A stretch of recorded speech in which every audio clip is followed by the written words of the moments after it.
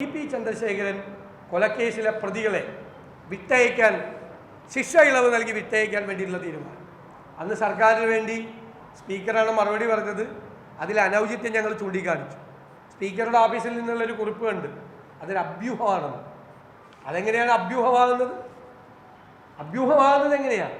13/6/2024 കണ്ണൂരിലെ jail superintendent Kannur city police കമ്മീഷണർക്ക് അയച്ച കത്താണ് ശിക്ഷാ ഇളവ് നൽകേണ്ട ആളുകളെ സംബന്ധിച്ചാണ്. 56 പേരുടെ പേരാണ് കൊടുത്തിരിക്കുന്നത്. അതിൽ 4 പ്രതികൾ ടി ചന്ദ്രശേഖരൻ വധക്കേസിലെ പ്രതികളാണ്. അവരെ രക്ഷിക്കാൻ വേണ്ടിയിട്ടുള്ള നടപടികളാണ് 2022 മുതൽ കൈക്കൊള്ളുന്നത്.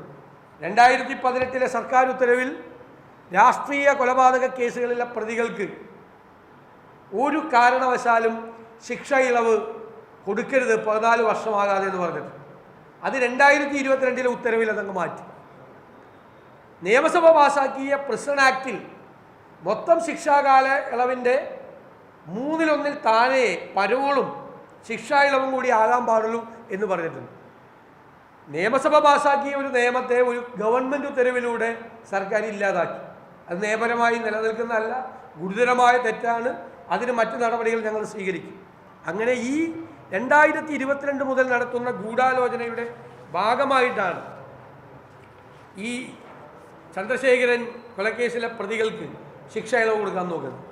അഭ്യൂഹമാണെങ്കിൽ എന്തിനാണ് പോലീസ് 21/6 വൈകുന്നേരം ഫോണിൽ ബന്ധപ്പെട്ട് KK രമയുടെ മൊഴിയെടുത്തത്?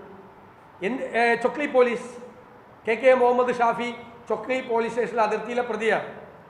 22/6 പാലൂർ പോലീസ് നേരിട്ട് MLA ഓഫീസിൽ നേരിട്ടെത്തി KK രമയുടെ മൊഴിയെടുത്തു. ഇന്നലെ സ്പീക്കർ ഇത് അഭ്യൂഹമാണെന്ന് പറയുക, സർക്കാർ ഇങ്ങനൊരു സംഭവമില്ല എന്ന് പറയുക. എന്നിട്ട് ഇന്നലെ സന്ധ്യയിൽ ട്രൗസർ മനോജൻ എന്ന പ്രതിയുടെ പോലീസ് സ്റ്റേഷൻ അതിർത്തി കൊളവല്ലൂർ പോലീസ് ഇന്നലെ സന്ധ്യയ്ക്ക് KK രമയുടെ മൊഴിയെടുക്കുക. ഇത് എന്താണ് ഇവിടെ നടക്കുന്നത്? എന്നിട്ട് മന്ത്രി എന്താ പറഞ്ഞത്? 3/6 അഡീഷണൽ ചീഫ് സെക്രട്ടറി ഹോം ഉത്തരവിറക്കിയിട്ടുണ്ട്. ഇത് തെറ്റാണ്, തെറ്റായ നടപടിയാണ്, നടപടിക്രമം പാടില്ല. ഹോം സെക്രട്ടറി എന്ന് പറഞ്ഞാൽ ആരാ? സംസ്ഥാനത്തെ DGPയുടെ മീതെയുള്ള ആളാണ്. ആ ഹോം സെക്രട്ടറി ഒരു ഉത്തരവ് ഈ മാസം 3/6 ഇറക്കിയിട്ട് പിന്നെ എന്തിനാണ് 21/6 22/6 ഇന്നലെ 26/6 ഈ പോലീസ് ഇവരുടെ മൊഴിയെടുക്കാൻ നടക്കുന്നത്? അതിനേക്കാൾ വലിയ ആളുകൾ ആരെങ്കിലും ഉണ്ടോ ഈ ആഭ്യന്തര വകുപ്പിൽ? പിന്നെ ഉള്ളത് മുഖ്യമന്ത്രിയാണ്, ആഭ്യന്തര വകുപ്പിൻ്റെ ചുമതലയുള്ളത്. അപ്പം ആഭ്യന്തര സെക്രട്ടറി ഇറക്കിയ ഉത്തരവിനെ പോലും കാറ്റിൽ പറത്തിക്കൊണ്ട് പോലീസ് KK രമയുടെ മൊഴിയെടുത്തെങ്കിൽ അതിൻ്റെ പുറകിൽ പ്രവർത്തിച്ചതാരാ? മുഖ്യമന്ത്രിയുടെ ഓഫീസിലെ ഉപജാപക സംഘമാണോ? CPM നേതാക്കളാണോ? ആരാ? ഹോം സെക്രട്ടറിക്ക് മീതെ പറക്കുന്ന പരുന്തേതാ? ഏത് പരുന്താ പറക്കുന്നത് ഹോം സെക്രട്ടറിക്ക് മീതെ? ഇത് മന്ത്രി തന്നാണ് 3/6 ഞങ്ങൾ കണ്ടിട്ടില്ല. 3/6 ഇങ്ങനെ ഹോം സെക്രട്ടറി ഉത്തരവിറക്കിയിട്ടുണ്ടെന്ന്. ഹോം സെക്രട്ടറി ഉത്തരവിറക്കി 10-20 ദിവസം കഴിഞ്ഞിട്ടും ഇപ്പോഴും പോലീസ് പ്രതികൾക്ക് ശിക്ഷാ ഇളവ് കൊടുക്കാൻ ഇരയായ ആളുടെ ബന്ധുവിനെ മൊഴിയെടുത്തുകൊണ്ടിരിക്കുന്ന വിരോധാഭാസം. ഇവിടെ എന്ത് ഭരണമാണ്? ഇത് എന്ത് ഭരണമാണ് നടക്കുന്നത്? എന്നിട്ട് ഇന്ന് നമ്മൾ സബ്മിഷൻ കൊടുത്തപ്പോൾ എത്ര ദിവസമായി ഈ കത്ത് വന്നിട്ട്? ഈ കത്ത് വന്ന ദിവസം എന്നാ? 13/6 വന്ന കത്താണിത് ജയിൽ സൂപ്രണ്ടിൻ്റെ. എന്നിട്ട് ഇന്ന് നമ്മൾ സബ്മിഷൻ കൊടുത്തപ്പോൾ രാവിലെ 11 മണിക്ക് സസ്പെൻഷൻ അല്ലേ? നോട്ടീസ് കൊടുത്തപ്പോൾ കൊള്ളാം, നല്ല കാര്യം, അത് ചെയ്തല്ലോ.